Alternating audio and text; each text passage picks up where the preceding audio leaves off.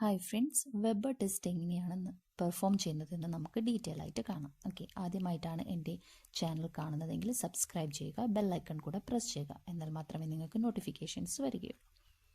Okay, first നമുക്ക് definition.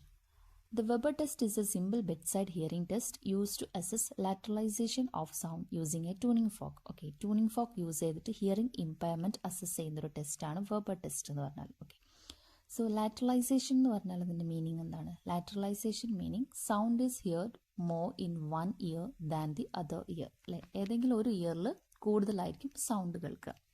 ഈ ഒരു വെബർ ടെസ്റ്റിൻ്റെ purposes unilateral hearing loss detect ചെയ്യാം, then differentiate between conductive hearing loss and sensory neural hearing loss. Conductive hearing loss ആണോ sensory neural hearing loss ആണോ എന്നുള്ളത് നമുക്ക് ഡിഫറൻഷിയേറ്റ് ചെയ്യാം.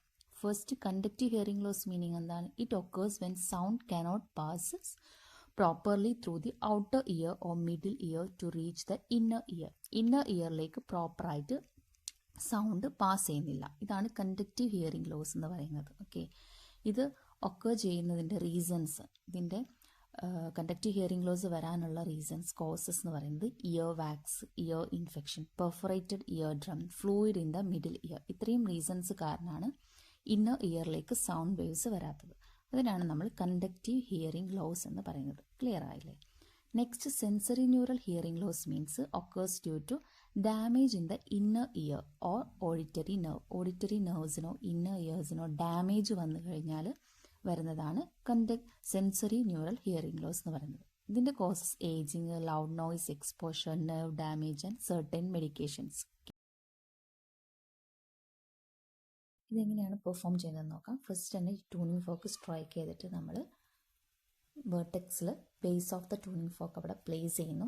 പേഷ്യൻറ്റിനോട് വൈബ്രേഷൻസ് രണ്ട് ചെവിയിലും ഈക്വലായിട്ട് കേൾക്കുന്നുണ്ടോ, അല്ലെങ്കിൽ ഏത് ചെവിയിലാണ് കൂടുതലായിട്ട് കേൾക്കുന്നത് എന്നുള്ളത് ശ്രദ്ധിക്കാൻ പറയാം. രണ്ട് ചെവിയിലും ഈക്വലായിട്ടാണ് കേൾക്കുന്നത് എന്നാണ് പേഷ്യൻ്റ് പറയുന്നതെങ്കിൽ പേഷ്യൻറ്റിൻ്റെ ഹിയറിംഗ് നോർമലാണ്. ഓക്കെ, ഏതെങ്കിലും ഒരു ചെവിയിൽ കൂടുതലാണ് പറയുന്നതെങ്കിൽ അവിടെ ഒരു ഇമ്പയർമെൻ്റ് ഉണ്ട്. ഓക്കെ, അതെങ്ങനെയാണെന്നുള്ളത് നമുക്ക് ഇൻ്റർപ്രിട്ടേഷൻ ചെയ്ത് നോക്കാം. Result first, sound heard equally in both ears ആണെങ്കിൽ നോർമലാണ്. Okay, sound louder in affected ear ആണെങ്കിൽ കണ്ടക്റ്റീവ് ഹിയറിംഗ് ലോസ് ആണ്.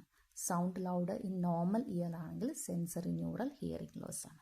ഓക്കെ, അപ്പോൾ ഈ ഒരു റിസൾട്ട് മൈൻഡിൽ ഓർത്ത് വയ്ക്കുക. ഇങ്ങനെയാണ് നമ്മൾ കണ്ടക്റ്റീവ് ഹിയറിംഗ് ലോസ് ആണോ സെൻസറി ന്യൂറൽ ഹിയറിംഗ് ലോസ് ആണോ എന്നുള്ളത് വെബർ ടെസ്റ്റിലൂടെ ഐഡൻറ്റിഫൈ ചെയ്യുന്നത്. ഓക്കെ, ക്ലിയർ ആവുന്നുണ്ടല്ലോ എല്ലാവർക്കും? എന്തെങ്കിലും ഡൗട്ട് ഉണ്ടെങ്കിൽ കമൻറ്റ് ചെയ്യുക. ഇനി വേറെ ഏതെങ്കിലും പ്രൊസീജിയേഴ്സ്, ടെസ്റ്റസ് ഒക്കെ നിങ്ങൾക്ക് വേണമെങ്കിലും നിങ്ങൾ കമൻറ്റ് ചെയ്യുക. അതിനനുസരിച്ച് വീഡിയോസ് അപ്ലോഡ് ചെയ്യുന്നതായിരിക്കും.